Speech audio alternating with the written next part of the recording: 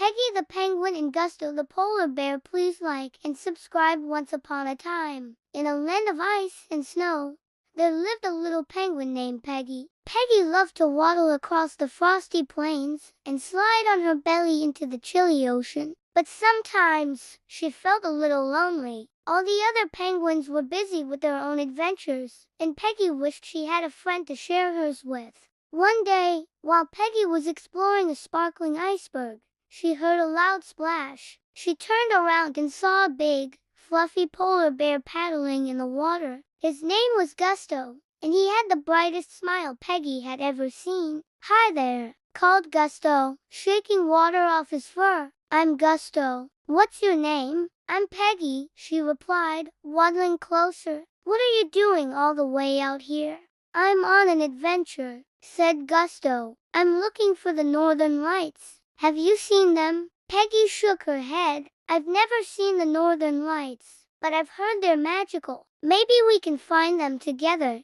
Gusto's eyes lit up. "That sounds like a great idea. Let's go." And so, Peggy and Gusto set off on their adventure. They climbed over icy hills, slid down snowy slopes, and even helped a baby seal find its way back to its mom. Along the way, they laughed and told stories, becoming the best of friends. One night, as the sky turned dark, Peggy and Gusto sat on a high cliff, looking up at the stars. Suddenly, the sky began to shimmer with colors. Green, pink, and purple lights danced above them. "The northern lights," whispered Peggy in awe. "They're even more beautiful than I imagined," said Gusto, his voice full of wonder. As they watched the lights dance, Peggy realized something. "You know, Gusto, the best part of this adventure wasn't finding the northern lights. It was finding a friend like you." Gusto smiled. "I feel the same way, Peggy. Friends make everything better."